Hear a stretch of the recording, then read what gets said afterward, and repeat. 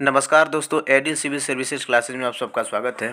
Friends, आज हम लोग अपने इस लेक्चर में गरीबी और भूखमरी से संबंधित कुछ महत्वपूर्ण कोर्स का जिक्र करेंगे, जिनका यूज करके हम लोग एसए के पेपर में बेहतर मार्क्स को गेन कर सकते हैं। फ्रेंड्स, ये बेसिकली गरीबी पे डिस्कशन होगा, लेकिन आपको भी मालूम है कि गरीबी से संबंधित और भी टॉपिक है जो कि एक दूसरे से इंटरलिंक है। इससे जब कभी भी हम लोग गरीबी की बात करते हैं तो उसके साथ भूखमरी जो है ऑटोमेटिक जो है इंटरलिंक हो जाता है। इसी तरह से अशिक्षा जो है उसके साथ जुड़ा होता है। ठीक है फ्रेंड्स, तो जो कुछ भी कोर्स होंगे वो सब एक दूसरे से इंटरलिंक होंगे। बस आपको ये देखना है कि इस कोर्स का किस संदर्भ में और कैसे यूज करना है। ठीक है, तो जब कभी भी आप ऐसे की शुरुआत करें भूमिका की, तो आप अपने अनुसार इन कोर्स का यूज कर सकते हैं डिमांड के अकॉर्डिंग। ठीक है, इसके बाद बॉडी में जब कभी रिक्वायरमेंट हो अपनी बात को पुष्ट करने का तो उसका यूज कर सकते हैं, और एक बेहतर कंक्लूजन से कोर्स के माध्यम से अपने कंक्लूजन जो है लिख सकते हैं ऐसे का। ठीक है फ्रेंड्स, तो चलिए डिस्कशन स्टार्ट करते हैं। तो आज का हमारा जो पहला कोर्स है ये यशपाल का है। यशपाल बोलते हैं कि विद्या चाहे जितनी उत्तम वस्तु हो और पैसा केवल हाथ का मैल, परंतु विद्या पैसे के बिना अप्राप्य रहती है। कहने का अर्थ यह है कि अगर किसी के पास पैसा नहीं रहता है, अगर कोई व्यक्ति गरीब है, उसके पास पैसे नहीं हैं, तो उसके लिए शिक्षा को ग्रहण करना, विद्या को प्राप्त करना बहुत ही मुश्किल हो जाएगा। ठीक है, तो ये बेसिकली ये बताना चाह रहे हैं कि अगर गरीब व्यक्ति है तो वो प्रायः जो है शिक्षा से जो है वंचित हो जाता है। ठीक है, नेक्स्ट यहाँ पर डॉक्टर भीमराव अंबेडकर का कथन है कि इस पूरी दुनिया में गरीब वही है जो शिक्षित नहीं है, इसलिए आधी रोटी खा लेना लेकिन अपने बच्चे को ज़रूर पढ़ाना। ये कहना चाह रहे हैं कि इस दुनिया में गरीब व्यक्ति वही है जो शिक्षित नहीं है, यानी कि ये शिक्षा पे काफ़ी जोर देते हैं कि गरीब व्यक्ति जो है उसको पढ़ना चाहिए, शिक्षा का सहारा लेना चाहिए। अगर वो शिक्षा का सहारा नहीं लेता है तो वो गरीब ही बना रहेगा। ठीक है, इसलिए बोलते हैं कि आधी रोटी खा लेना लेकिन अपने बच्चे को ज़रूर पढ़ाना। नेक्स्ट यहाँ पर सत्यम तिवारी का कथन है कि गरीबों के बच्चों की सभी चीज़ें बड़ी होती है, बड़ी शर्ट, बड़ी पैंट, बड़ी जिम्मेदारियाँ। उन्हें मालूम होता है बच्चे वक्त से पहले बड़े हो जाते हैं। तो सत्यम तिवारी यहाँ पर ये बताना चाह रहे हैं कि अगर कोई गरीब है तो गरीबी के कारण से उसको जो है एज ए चाइल्ड लेबर के रूप में काम करना पड़ता है, और गरीबी के कारण से उसकी जो भी तमन्ना, जो भी उसकी इच्छाएं होती हैं, उन इच्छाओं को ख़त्म करके उसको अपनी जिम्मेदारियों को पूरा करना होता है, क्योंकि उसके पास और कोई दूसरा विकल्प नहीं होता है। तो ये बेसिकली ये बताना चाह रहे हैं कि गरीबी में चाइल्ड लेबर और बहुत तरह की समस्याएं बच्चों को सामना करना पड़ता है, जिसके कारण से जो है उनका जीवन जो है, भविष्य जो है वहीं से ख़त्म हो चुका रहता है एक तरह से। ठीक है, तो चाइल्ड लेबर के रूप में आप जब कभी भी गरीबी का जिक्र कीजिएगा तो इस कथन का जो है आप कोर्स कर सकते हैं। नेक्स्ट, जिस पेट को रोटी मयस्सर नहीं उसके लिए मर्जाद और इज्जत सब ढोंग है। यहाँ पर मर्जाद जो शब्द है वो प्रतिष्ठा से है, जिसे समाज के लिए, कुल के लिए मर्जाद शब्द का यूज किया जाता है। तो प्रेमचंद ये कह रहे हैं कि अगर कोई व्यक्ति जिसको रोटी नहीं मिल पा रही है, जिसका पेट जो है भरा हुआ नहीं है, उसके लिए प्रतिष्ठा और इज्जत सब ढोंग है। वो व्यक्ति इन सब चीज़ों का ख्याल नहीं रखेगा और कुछ भी किसी भी हद तक जा सकता है, गिर सकता है, उसके लिए सब चीज़ें जो है मायने नहीं रखती है। नेक्स्ट, जयशंकर प्रसाद का यहाँ पर कोटेशन है कि दरिद्रता सब पापों की जननी है तथा लोभ उसकी सबसे बड़ी संतान है। जयशंकर प्रसाद कहते हैं कि अगर कोई व्यक्ति दरिद्र है, गरीब है, तो वो कोई भी पाप कर सकता है। सभी पापों की जननी है कौन? दरिद्रता। कोई भी उसे पाप करवा सकती है, और लोभ जो है उसकी सबसे बड़ी संतान है, यानी कि लालच में आकर वो किसी भी तरह का क्राइम, किसी भी तरह का अपराध, किसी भी तरह के जघन्य अपराध को है वो जन्म दे सकता है। तो इसलिए दरिद्रता को ये काफ़ी खतरनाक मानते हैं। नेक्स्ट, ये यहाँ पर प्रेमचंद का ही कथन है कि दरिद्रता में जो एक प्रकार की अदुर्दशा होती है वो निर्जरता, जो तकाजे, गाली और मार से भी भयभीत नहीं होती है। बस वही सिंपल है जो पिछले से ये कनेक्टेड है कि दरिद्र व्यक्ति है उसके लिए कोई भी चीज़ मायने नहीं रखती है। कोई उसको गाली दे सकता है, कोई उसको मार सकता है, कोई उसके घर के पास जाकर तकाजे करता है कि मेरा पैसा दे दो, उसको बेइज्जत करता है, लज्जित करता है, उसको कोई फ़र्क नहीं पड़ता है, क्योंकि ऑलरेडी वो अपना जो है प्रतिष्ठा और सम्मान जो है खो चुका रहता है। तो दरिद्रता इस तरह की खतरनाक चीज़ होती है कि व्यक्ति को जो है उसका स्वाभिमान को जो है पूरी तरह से ख़त्म कर देती है। यहाँ पर महात्मा गांधी का कोटेशन है कि गरीबी अभिशाप नहीं है बल्कि मानव रचित षड्यंत्र है। तो बेसिकली महात्मा गांधी ये बोलते हैं कि अगर कोई व्यक्ति गरीब है तो ऐसा नहीं है कि वो उसके लिए अभिशाप है। ये जो है मानव के द्वारा बेसिकली ये सिस्टम की, सरकार की बात करते हैं कि वो कहीं ना कहीं हमारे सिस्टम में, हमारे सरकार में ये खामी है कि एक व्यक्ति को है जो गरीब रहना पड़ता है और उसको गरीबी का सामना करना पड़ता है। तो ये षड्यंत्र को का इसको नाम देते हैं, किसको, गरीबी के। तो महात्मा गांधी का कोट्स जो है आप यूज कर सकते हैं। नेक्स्ट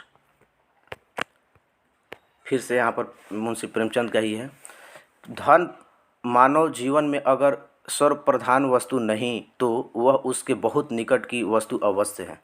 ये धन का जिक्र करते हैं और बताते हैं कि अगर व्यक्ति के जीवन में धन बहुत अगर सर्वश्रेष्ठ वस्तु नहीं भी है तो उसके निकट की वस्तु अवश्य है। यानी कि कुल मिला के ये बोलते हैं कि अगर किसी के पास धन नहीं है तो वो व्यक्ति जो है अपनी जो भी उसकी क्रियाकलाप है उससे प्रभावित होगी, वो अच्छे से शिक्षा ग्रहण नहीं कर सकता है, उसका स्वास्थ्य जो है अच्छा नहीं रह सकता है और एक अच्छा जो है जीवन वो नहीं जी सकता है। इसलिए ये मानते हैं कि धन जो है मानव के जीवन में बहुत बड़ी भूमिका निभाती है।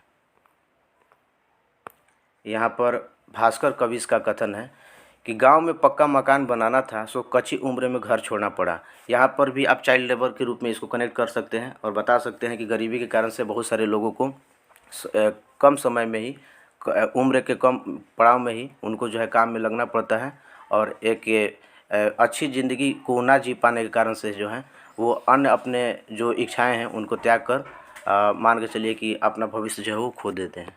नेक्स्ट यहाँ पर ये नरेश सक्सेना का है, यहाँ पर ये लिखा नहीं है लेकिन नरेश सक्सेना का ये कथन है कि जनता भूखी हो तो सिंहासन भी खा लेती है। जैसा कि आपने जयप्रकाश नारायण का कथन सुना होगा कि सिंहासन खाली करो कि जनता आती है। तो ये बेसिकली ये बोलना चाह रहे हैं कि अगर कहीं गरीबी है, अगर कहीं भूखमरी है तो वहाँ की जो जनता होती है वो एक हद तक बर्दाश्त करने के बाद में पूरी तरह से सिस्टम और सरकार के खिलाफ जाती है और सत्ता को जो है पलट देती है। जनता भूखी हो तो सिंहासन को भी खा जाती है। खाने का अर्थ यह है कि सत्ता का परिवर्तन कर सकती है और सत्ता को उखाड़ फेंकती है। नेक्स्ट यहाँ पर नागार्जुन का कथन है कि क्या है दक्षिण क्या है वाम, जनता को रोटी से काम। ये बोल रहे हैं कि एक गरीब व्यक्ति के लिए, एक ऐसे व्यक्ति के लिए जो भूख से पीड़ित है, उसके लिए कोई विचारधारा उसके लिए मायने नहीं रखती है। उसके लिए ये मायने नहीं रखती है कि सरकार जो है वो किस विचारधारा की है, क्या वो दक्षिणपंथी है क्या या फिर वो वामपंथी है। उसको बस किससे काम है, रोटी से काम है। बस रोटी मिल जाए, उसका गुजर बसर हो सके, इससे उसके लिए, इससे बड़ी उसके लिए और कोई बात नहीं हो सकती है कि सरकार किसी भी की भी हो, किसी भी की भी विचारधारा की हो। तो नागार्जुन का ये काफ़ी फेमस कोटेशन है, आप यूज कर सकते हैं। क्या है दक्षिण क्या है वाम, जनता को रोटी से काम। अमरकांत का कथन है कि गरीबी और अशिक्षा कुछ नहीं करने देती, इससे लोग मजबूरी में अंधविश्वासों का शिकार हो जाते हैं। तो अमरकांत ये बोलना चाह रहे हैं कि अगर कहीं गरीबी है, अशिक्षा है तो वो व्यक्ति को अपंग बना देती है, कुछ नहीं करने देती है और मजबूरी में लोग क्या करते हैं, अंधविश्वास का सहारा ले लेते हैं और इसी के कारण से, गरीबी और शिक्षा के कारण से ही अंधविश्वास को भी बढ़ावा मिलता है। और इसी से कनेक्टेड एक दूसरा कोटेशन यहाँ पर है कि कमियाँ जब अभाव बन जाती है तो वे बीमारियाँ बन जाती हैं। ठीक है, अगर कहीं किसी की पूर्ति नहीं होती है समाज में, व्यक्ति की जब उसकी जो बेसिक जो नीड्स हैं वो पूर्ति नहीं होती हैं तो वो क्या बन जाती हैं, कमियां अभाव बन जाती हैं, तो वो क्या होती है, बीमारी का रूप धारण कर लेती है। ये किनका कथन है, तो ये लीलाधर जोगड़ी का कथन है जो कि एक दूसरे से ये कनेक्टेड है। ठीक है, ऊपर वाला हम लोगों ने कोटेशन देखा था, ये दोनों एक दूसरे से कनेक्टेड हैं। नेक्स्ट नरेश सक्सेना का ही कथन है, ये बड़ा इनका स्टेटमेंट है लेकिन अगर ये आपको याद रहता है, अगर आप इसको कोट्स कर देते हैं तो इससे बहुत सारी चीज़ें जो हैं एक दूसरे से इंटरलिंक हो जाएंगी। कहते हैं कि भूख सबसे पहले दिमाग खाती है, उसके बाद आँखें, फिर जिस्म में बाकी बची चीज़ों को। छोड़ती कुछ भी नहीं है भूख, वह रिश्तों को खाती है, माँ का हो, बहन या बच्चों का। बच्चे तो उसे बेहद पसंद हैं जिन्हें वह सबसे पहले और बड़ी तेज़ी से खाती है। और फिर लास्ट में ये लिखते हैं कि बच्चों के बाद फिर बचता ही क्या है। तो कहने का अर्थ यह है कि भूख अगर है, भूखमरी कहीं है, बड़ी पैमाने पर व्याप्त है, तो वो सब कुछ तहस नहस कर देती है, रिश्ते को ख़त्म कर देती है। समाज में जो भी आ, आ, एक दूसरे से संबंधित व्यक्ति हैं उन सबको ख़त्म करके लास्ट में वो क्या कर देती है कि जो भी बच्चे होते हैं उन बच्चों का भविष्य जो है ख़त्म कर देती है। और बच्चे जो है, बच्चे जब ख़त्म हो जाते हैं तो उस समाज का, उस देश का भविष्य भी जो है एक तरह से ख़त्म हो जाता है। तो नरेश सक्सेना का ये जो कथन है काफ़ी फेमस है। इसके बाद है प्रेमचंद का ही, निर्धनता प्रकट करना निर्धन होने से अधिक दुखदायी होता है। ये कहना चाह रहे हैं कि अगर आप निर्धन हैं तो इसका रोना मत रोइए और उस निर्धनता को दूर करने का प्रयास कीजिए, क्योंकि अगर निर्धन आप हैं और निर्धनता का आप प्रकट करते हैं किसी के सामने तो इनका ये मानना है कि समाज में लोग उसका मजाक ही उड़ाएंगे और इसका कोई समाधान भी नहीं निकल सकता है। तो इससे बेहतर यह है कि आप उसके लिए प्रयास करें कि वो निर्धनता जो है ख़त्म हो, क्योंकि वो निर्धनता अगर किसी और से आप शेयर करते हैं तो वो आर्थिक रूप से साथ साथ साथ आपको मानसिक रूप से भी परेशान करेगा। ठीक है। इसके बाद यहाँ पर राजेश जोशी का कथन है कि बच्चे काम पर जा रहे हैं, हमारे समय की सबसे बड़ी ये भयावह पंक्ति है यह।